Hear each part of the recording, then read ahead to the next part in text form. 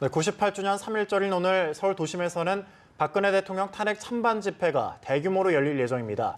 국정농단 사태 특검팀 수사가 종료가 됐고 헌재가 13일 이전에 탄핵 심판을 선고할 것으로 예상되면서 분위기는 한층 고조되고 있습니다. 네, 오늘 조혜진 전 새누리당 의원, 최진 세안대 부총장 두 분 모시고 오늘 집회와 정치권 이야기 나눠보겠습니다. 어서 오십시오. 어서 오십시오. 네, 반갑습니다. 네. 네, 안녕하십니까. 특검 수사가 종료가 됐고 이제 좀 최종 선고만 남긴 상황인데 그러고 나서 오늘 집회죠. 3.1절 집회 의미 어떻게 보시나요?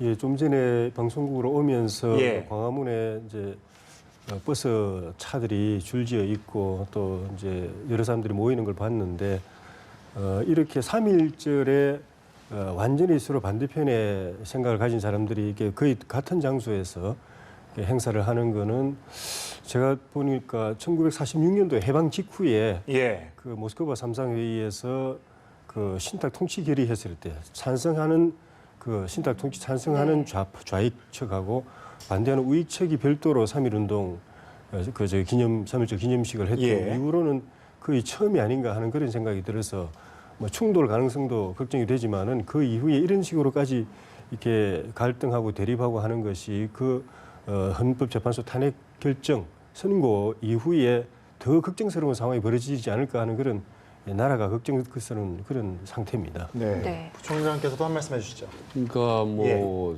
1919년 3.1운동이 아시다시피 이제 뭐 일제 그런 식민 지배 저항에서 전국적으로 예. 들고 일어났던 평화적인 운동, 저항운동 아니겠습니까? 근데 지금 이제 세월이 흘러서 일제가 아니라 박근혜 대통령에 대한 국민 주권 운동이 일어나더니 급기야 오늘 같은 경우는 이제 마치 보수 진보 간의 대결처럼 지금 악화돼 버렸지 않습니까? 예. 그런 점이 참 너무나 아쉽다. 그리고 지금 날짜가 참 안 좋습니다. 네. 바로 어제 특검이 공식적으로 마감을 했고, 그리고 또 3월 중순 이전에 또 헌재 판결이 지금 내려질 가능성이 좀 높다. 예. 그래서 대통령이 탄핵이 되느냐 마느냐는 가장 중요한 그 분기점이거든요. 그 과정에 이 3.1절 지금 휴일 아니겠습니까? 또 오늘 좀 날씨도 상당히 좋은 날씨입니다. 예. 그러니까 정말 양측에서 아주 대거쟁이 다 많이 나온 것 같아요. 많이 걱정됩니다. 네. 자, 애초에 촛불 집회는 평화 집회로 좀 외국에서도 주목을 많이 받았었는데 태극기 예. 집회는 조금 분위기가 다른 것 같습니다. 예. 점점 더 과격해지고 있는 것 같은데 예. 뭐 아스팔트가 피로 물들 것이다. 예. 이런 구호나 또 예. 행동들, 이 탄핵 기각을 압박할 것 같은데 이런 분위기 좀 어떻게 보시나요? 그렇지 않아도 현장의 태극기 집회의 분위기는 이제 그 헌법재판소 선고가 다가오고 예. 전체적으로 이렇게 흐름이 탄핵 인용의 가능성이 상당히 높은 쪽으로 이제 감지가 되면서 현장 분위기는 이제 기강이 되고 있는데 그거를 또 그 대통령 측 대리인단이 법정에서 그런 좀 전에 말씀하신 그런 극단적인 용어로 선동하는 그러니까 변론이라기보다는 선동에 가까운 그런 이제 그 은행을 하고 하면서 더 그 격발이 되는 것 같고 거기에 또 정치인들이 나와가지고 또 선동하고 하면서 사실은 좀 전에 말씀드린 대로 지금까지 평화적인 집회가 더 이상 지켜지지 못하고 우연적인 요인으로 충돌해가지고 걷잡을 수 없는 그런 혼란과 위기로 빠져들 나라 전체가 빠져들 그런 위험성을 지금 보여주고 있는 것 같습니다. 헌법재판소가 이제 그 변론을 종결하고 예. 이제 평의에 들어가서 이제 선고 초일기에 들어간 상태이기 때문에 찬성이든 반대든 양측이 다 지금 굉장히 긴장하고 네. 촉각이 곤두서 있는 상황인데 같은 장소에서 서로 반대되는 그런 구호와 감정을 격발해가지고 행사를 하게 됐는데 저는 이렇게 그 허용해준 법원도 조금 이해가 안 되고요. 경찰이 어느 정도 통제를 할지 모르겠는데 오면서 보니까 차벽으로 가로막아놨던데 예. 완충 지역은 네네. 없습니다. 네. 차벽으로 가로막아놨던데 시간도 서로 중첩되는 부분이 있고 동선도 중첩되는 부분이 있고 그래서 불상사가 일어나지 않을까 하는 그런 염려가 많이 드는 상태입니다. 예. 그런가 하면 이제 태극기 단체에서는 청와대 인근까지 행진할 예정이라고 하는데 충돌이 좀 불가피할 것 같아요. 그러니까 그동안은 예. 뭐 청와대 인근 주변은 대개 이제 촛불 집회 예. 측에서 주도적으로 해왔었죠. 그런데 이제 이번 같은 경우는 태극기 집회 측에서 먼저 일찍 집회 신고를 하는 바람에 지금 거기를 지금 주도하게 됐습니다. 그래서 여기도 이제 충돌 가능성이 지금 위험하죠. 근데 제가 이 방송 오면서 보니까 지금 18차례 촛불 집회 과정에서 가장 차량이 많이 동원된 것 같아요. 네. 그래도 일자로 쭉 네. 거의 뭐 서울 중심가를 거의 뭐 에워싸일 정도로 그게 이제 양측 간의 충돌을 막기 위해서입니다. 그러니까 차량이 이 사람을 끼어다니지 못하도록 버스버끼리 전부 이렇게 차량 벽을 설치해 놨거든요. 예. 예. 그래서 이제 오는데도 저 애를 먹었습니다만은 그리고 또 하나 더 좀 아쉬운 건 이 미묘한 시기에 왜 지금 이 현재 단핵 중인 대통령께서 그렇게 태극기 집회 쪽을 향해서 말이죠. 집행부를 향해서 뭐 고맙다. 네. 이런 이 발언을 한 게 지금 언론에 다 나왔지 않습니까? 예. 마치 저렇게 거리로 지금 나온 태극기 세력을 뭐 격려하고 말이죠. 뭐 부추기는 듯한 그런 오해를 받을 수가 있거든요. 그래서 대통령께서 그런 발언을 안 했으면 좋겠다. 그리고 지금까지 평화적으로 시위를 해왔기 때문에 오늘도 양측이 좀 평화적으로 끝났으면 좋겠다는 바람입니다. 네. 자, 국회의원과 대선 주자들도 오늘 찬반 집회에 각각 참석을 할 것으로 보이는데 이 예. 부분은 어떻게 좀 예상하십니까? 저는 그거는 안 해야 된다고 봅니다. 네. 참석도 안 하는 게 맞고 그 정치인들이 해야 될 일은 국민들을 통합하고 하나가 되게 만드는 일인데 지금은 대선 앞두고 당리당략이나 개개인 후보의 사리사욕 때문에 국민들을 더 분열시키고 더 혼란을 더 초래하는 그런 일을 하고 있는데 이래 가지고 만약에 좀 전에 말씀드린 그런 우연적인 불상사가 또 더 걷잡을 수 없는 상황으로 진행이 되고 해가지고 사회가 큰 혼란에 빠지고 통제불능 상태에 빠지게 되면은 그런 일을 그 원인 제공을 한 정치인들은 그건 역사의 죄인이 되는 일이라고 생각이 듭니다. 네. 그래서 지금 정치권이 해야 될 일은 어떤 결론이 나오든지 헌법재판소에서 인용이 나오든지 기각이 나오든지 간에 온 국민이 다 승복해야 된다고 스스로도 승복을 약속하고 또 국민 전체를 향해서 특히 자기 지지층을 향해서 승복하도록 그렇게 요구를 하고 그다음에 이렇게 갈라져 있는 민심이 그 헌법재판소 선고 이후에 다시 하나가 될 수 있도록 통합하고 하나를 만드는 일을 정치인들이 또 해야 되고 네. 그 이후에 나라를 안정시키고 사회를 안정시켜 가지고 국가적인 과제를 해결하는데 이게 국민의 마음과 힘이 하나로 모이도록 하는 그 일을 정치인들이 해야지 지금 근데 그 반대되는 일을 하고 있기 때문에 본인들이 역사 앞에서 서서 있다는 걸 생각을 하고 역사의 죄인이 될 수도 있다는 생각을 다 해야 된다고 봅니다. 특히 대통령 되겠다고 나온 사람들은 네. 특히 더 그래야 된다고 보고 그렇지 않으면은 나라를 구하는 주역이 될 정치인들이 나라를 망하게 하는 네. 그 주범이 될 수도 있다는 생각을 저는 꼭 해야 된다고 봅니다. 예, 지금 조 의원님께서는 이렇게 말씀을 하셨습니다. 정치권들이 사리사욕을 챙기기 위해서 집회에 나오는 것은 문제가 있다. 이 발언 어떻게 보십니까? 저도 총론적으로 동의합니다. 예. 사실 지금 문재인 전 대표 같은 경우도 오늘 촛불 집회는 국민 저항간의 행사다. 그리고 시민혁명으로 완성해야 된다라는 총론적인 얘기. 이거는 사실 맞는 얘기죠. 말지 않는 얘기지만 지금처럼 극단적으로 양측이 지금 대립하고 있는 이런 상태에서는 가능한 말 한마디 한마디 조심하는 것이 정치 지도자의 정당한 도리다라고 생각을 하는데 최근 들어서 보면은 아까 이 대통령 대인단 쪽에서 사실 촛불 태극기 집회 연단 위에까지 올라가서 말이죠. 노골적으로 이렇게 선동하는 발언들 시가전이 일어났다. 내전이 일어날 수 있다. 만약 탄핵이 인용된 말이죠. 이런 얘기를 노골적으로 막 한다는 것은 정말로 바람직하지 않습니다. 그 네. 연단 위에 올라가서 말이죠. 그래서 아무튼 여야 지도자들이 특히 대권 주자들은 정말 말 한마디 행동 하나하나 조심했으면 좋겠다. 특히 오늘 같은 경우에 마지막 마무리하는 순간까지 좀 대권 주자들이 좀 자제할 수 있도록 이런 그런 분위기를 좀 조성해줬으면 좋겠다는 생각이 듭니다. 네. 정치권 보면 특검 수사기간 연장 법안의 직권 상정을 이제 요구를 했는데 정세균 국회의장이 반대를 했습니다. 예. 특검법 개정안 어떻게 될까요? 특검 연장하지 않은 거는 저는 개인적으로는 조금 그 아쉬운 부분이 있지만 그거는 대행의 권한이기 때문에 그 불법이나 그 헌법 위반도 아니기 때문에 뭐 탄핵하겠다고 그 국회에서 이야기한 거는 애초부터 말이 맞지 않은 것이고 특검 연장 법안도 직권상정은 여야가 합의하지 않으면 그건 안 되게 되어 있습니다. 법에 그렇게 되어 있기 때문에 지금 자유한국당이 그 동의하지 않는 상황에서 직권상정도 안 되게 되어 있고 그래서 결국은 검찰의 이 사건이 이제 넘어가는데 특검 종료됨으로써 넘어가는데 검찰이 이후에 특검 수사 자료를 잘 받아가지고 그거를 그 보강 수사를 잘 하도록 정치권이 감시하는 그 역할 정도가 정치권이 할 수 있는 일인데 지금 대선 앞두고 여러 가지 이제 정치적 선동을 위해서인지 모르겠지만은 가능하지도 않은 일을 자꾸 하고 또 그 국회의장을 또 그 법에 없는 일을 하도록 압박하고 하는 이게 좀 바람직하지 않다고 생각이 듭니다. 그러니까 정세균 의장이 사실 지금 무소속 신분이지만 사실 민주당 소속입니다. 네. 사실 민주당 소속이기 때문에 어떻게 보면 직권 상정을 할 가능성이 높지만 본인은 이제 아마 저렇게 거부를 하는 것은 실효성이 없다라고 판단을 한 것 같아요. 왜 실효성이 없다? 왜냐면 사실 지금 특검이 시작 시간이 부족하다. 근데 이건 사실은 왜 부족하냐는 얘기입니다.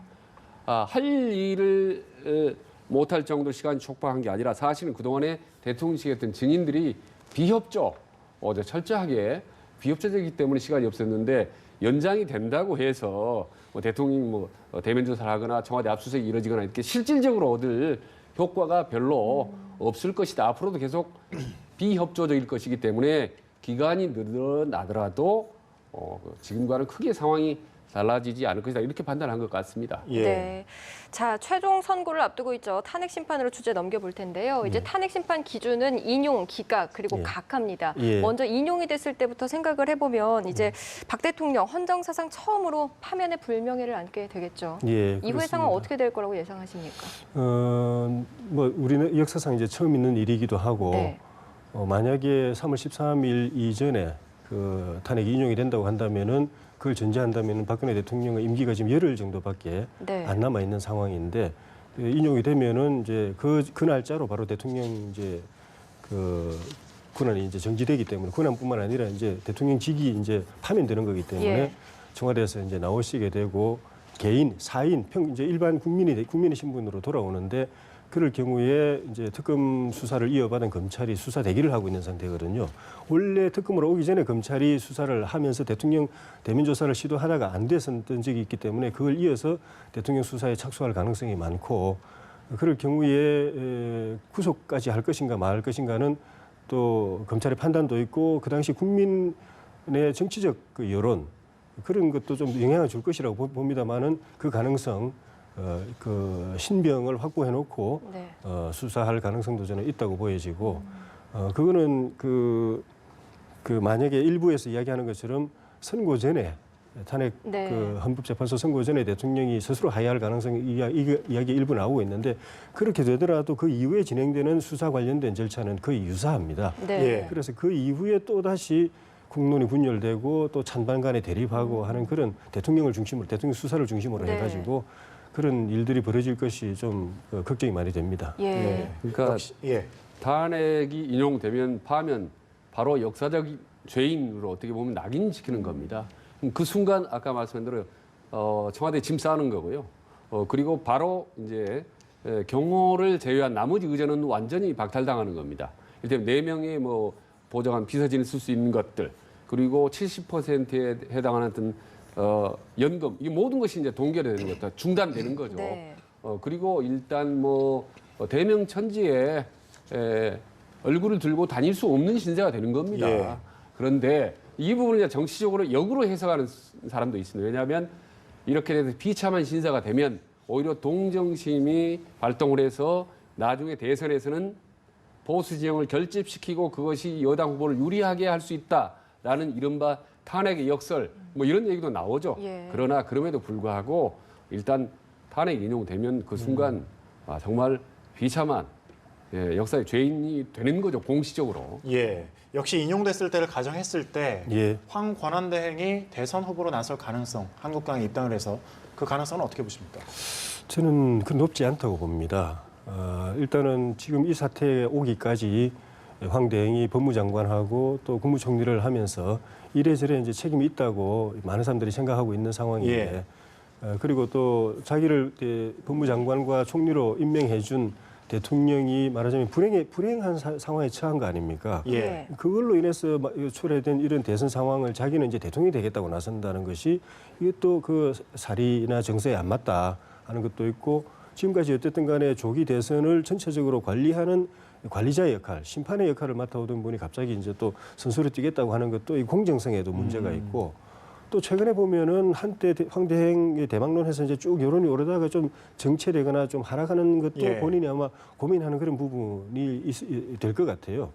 황대행이 출마할 가능성은 오히려 이번에 기각되고 그래서 대선이 조기에 안 치러지고 대통령이 내년 2월까지 정상적으로 임기를 마치고 대통령 선거는 올 그 12월에 원래 예정된 선거가 있을 때는 오히려 황 대행이 그때부터 정치적 행보, 좀 전에 말씀하신 예. 자유한국당에 뭐 입당한다든지 이래가지고 출마할 가능성은 오히려 더 높지. 대통령이 탄핵돼서 파면돼가지고 불행한 처지에 놓였는데 그 밑에 있는 총리, 대통령 대행이 출마할 가능성은 저는 낮다고 봅니다. 네. 저도 굳이 이제 출마할 가능성을 수치로 한다면 한 30% 미만이라고 봅니다. 별로 안 된다. 예, 70% 가까이가 가능성이 적다고 보는 거죠. 그런데 우선 아마 최근 들어서 경남지사로 황준표 지사가 뜨지 예. 않습니까? 그래서 아마 더 이런 강타가 있기 때문에 보수 진영에서는 저울질을 할 거고 지금 돌아가는 추세로 보면 좀 홍준표 쪽으로 더 기울지 않나라는 예. 생각이 들고요. 그리고 또 하나는 지금 총리 말하자면 대통령 대행이기 때문에 많이 좀 기대감을 갖고 보지만은 막상 출마를 하게 되면은 더구나 만약에 박근혜 대통령이 탄핵 기각된 상태에서 나오면 그 박근혜 대통령의 어떤 부정적인 이미지, 어떤 검은 그림자 이런 부분들이 고스란히 이제 황교안 대행에게 가게 되거든요. 네. 예. 그러면 이제 총선에서 박근혜 대통령이 아무리 뒤에서 보이지 않게 도와준다고 하더라도 그리고 도우면 도울수록 더 그게 마이너스 효과가 되기 때문에 그런 것들을 충분히 알고 있는 황교안 총리가 그렇게 무리하게 도전에 네. 대권에 나서지는 않으리라고 봅니다. 예. 자, 그럼 이번에는 탄핵이 기각됐을 경우를 예측해 보겠습니다. 대통령이 업무에는 복귀를 하겠지만 아무래도 정치적으로 사회적으로 파장이 클 것 같은데 국정이 정상화될 수 있을까요? 이야, 정말 기각될 경우에는 훨씬 더 큰 파장이 일어날 것 같아요. 예. 지금 문재인 대통령을 비롯해 대권 여야 주자들 일단 승복을 하겠다고 했습니다마는 네. 승복을 하겠죠, 공식적으로. 그러나 국민들이 과연 승복을 할 것인지. 지금 80% 이상이 탄핵이 돼야 된다라고 주장을 하지 않습니까, 국민들의. 예. 이 부분이 어떻게 더 격렬하게 촛불 민심이나 또 다른 형태로 나타날지 그게 이제 정말 크게 우려되는 부분이죠. 그러나 대통령 입장에서는 기각되면 네. 실제로 힘은 없었다 하더라도 인사권을 행사할 수가 있습니다. 그렇기 때문에 검찰이라든지 국세청이나 경찰의 중요한 기관에 대해서 의외로 그동안에 좀 억하심정을 갖고 있었던 부분에 대해서 네. 어떤 인사권으로 호출할 가능성도 없지는 않다고 봅니다. 네. 예. 기각됐을 때 어떻게 보십니까? 좀 전에 말씀하신 대로 그 인용 때보다도 오히려 더 큰 인용되더라도 물론 이제 예. 지금 거리에서 벌어지고 있는 양상을 보면 그걸로 사태가 다 정리되지 않고 네. 후유증이 심할 가능성이 많아 보이는데 굳이 어느 쪽이 더 우려되는가 하면은 기각됐을 때의 이제 촛불 집회의 동향. 그러니까 촛불 집회에 그때 그 굉장히 많은 사람들이 나왔다가 국회에서 탄핵이 의결되고 또 헌법재판소에 넘어가고 헌법재판소의 변론 진행 과정이 전체적으로 보면은 큰 무리 없이 아마 이게 탄핵 인용의 가능성을 높게 보는 그런 여론 기류가 형성되니까 촛불 집회 참석자들도 이제 확 줄어들었는데 만약에 이게 기각이 된다고 하면 그 이후에 촛불 집회 민심의 동향이 어떨지 예. 그것이 굉장히 좀 폭발성이 있다고 생각이 들고 예. 또 그게 만약 현실화됐을 때 태극기 집회에 참여한 사람들도 또 그냥 있지는 않을 거거든요. 예.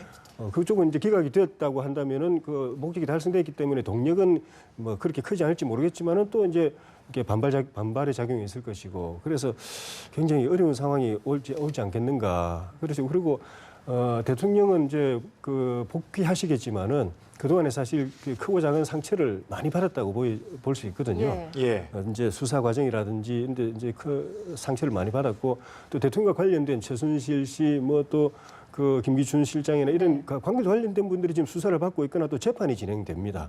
그것들이 계속 이제 대통령께 부담이 되고 또 상처도 될 것이라는 생각이 들고 그런 측면에서 정상적인 직무는 쉽지가 않을 거다. 예. 그런 생각이 좀 알겠습니다. 듭니다. 그런가 하면 대리인단 측이 각하라는 주장을 또 이제 들고 나왔는데 실제로 반대표 역할을 하게 되는 거죠. 실제 가능성은 어떻게 보십니까? 그러니까 이 헌법재판소 절차적인 부분, 이 전반적으로 이걸 어떻게 보면 부인하는 게 바로 이제 각하거든요. 예.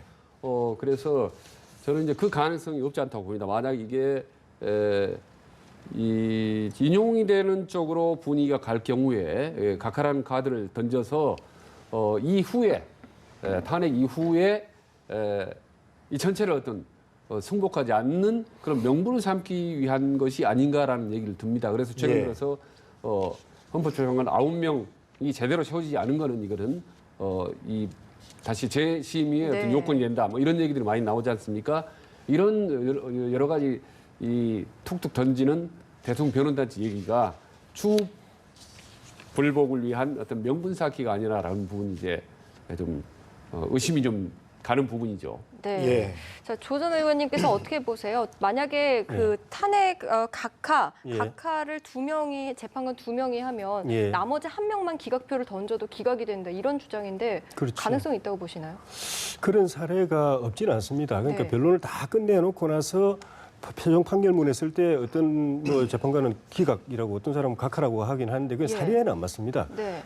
기각이란 거는 내용을 다 들어보고 나서 이게 옳다 그러다라고 이제 판단하는 거고 각하는 내용 들어보기 전에 이거 여기 헌법재판소에 올 게 아니다. 예. 우리가 심판할 게 아니다. 해서 원천적으로 그 본안 심리 자체를 안 하는 게 이제 각하입니다. 얼마 예. 전에 그 특검이 청와대 그 압수수색 그 저기 불승인 받아가지고 예. 안 된 걸 갖다 행정법원에다가 재판 청구해가지고 네. 청와대가 불승인이 무효다.